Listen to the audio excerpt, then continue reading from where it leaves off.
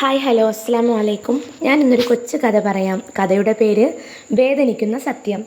ഒരു കൊച്ചു ഗ്രാമത്തിൽ മനുവും അരുണും അടുത്ത കൂട്ടുകാരായിരുന്നു. കളിച്ചും ചിരിച്ചും അവർ ഒരുമിച്ചാണ് വളർന്നത്.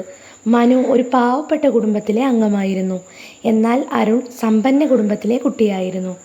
അരുണിന് മനുവിനെ കളിയാക്കാൻ ഒരുപാട് ഇഷ്ടമായിരുന്നു. മനുവിൻ്റെ വസ്ത്രങ്ങളെക്കുറിച്ചും നിറത്തെക്കുറിച്ചും എല്ലാം മോശം വാക്കുകൾ അവൻ ഉപയോഗിച്ചു.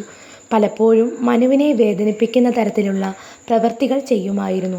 മനുവിന് ഇത് സഹിക്കാൻ കഴിഞ്ഞില്ല. പക്ഷേ അവൻ പ്രതികരിച്ചില്ല. കാരണം അരുൺ ഒരു സമ്പന്ന കുടുംബത്തിലെ അംഗമായതുകൊണ്ട് തന്നെ അവന് പ്രതികരിക്കാൻ പേടിയായിരുന്നു. അതുകൊണ്ട് തന്നെ ആരും അരുണിനെ ചോദ്യം ചെയ്യാൻ ധൈര്യപ്പെട്ടില്ല. മനുവിൻ്റെ പരാതികൾ ആരും കേട്ടതുമില്ല. ഒരു ദിവസം അരുൺ ഒരു വലിയ തെറ്റ് ചെയ്തു. ഗ്രാമത്തിലെ ഒരു പാവപ്പെട്ട കച്ചവടക്കാരൻ്റെ പണം മോഷ്ടിച്ചു.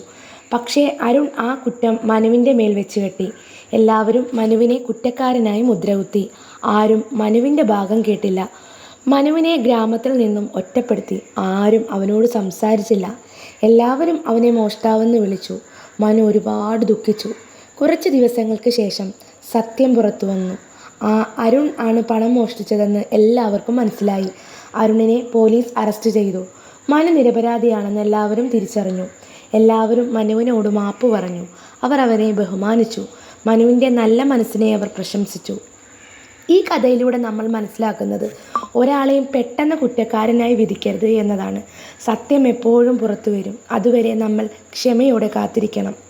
അതുപോലെ മറ്റുള്ളവരുടെ വേദനകൾ മനസ്സിലാക്കാതെ അവരെ വേദനിപ്പിക്കുന്ന തരത്തിലുള്ള പ്രവൃത്തികൾ ചെയ്യുകയോ അവരെ കുറ്റപ്പെടുത്തുകയോ ചെയ്യരുത്. കഥ ഇഷ്ടപ്പെട്ടാൽ എല്ലാവരും ലൈക്കും ഷെയറും സബ്സ്ക്രൈബും ചെയ്യുക. താങ്ക്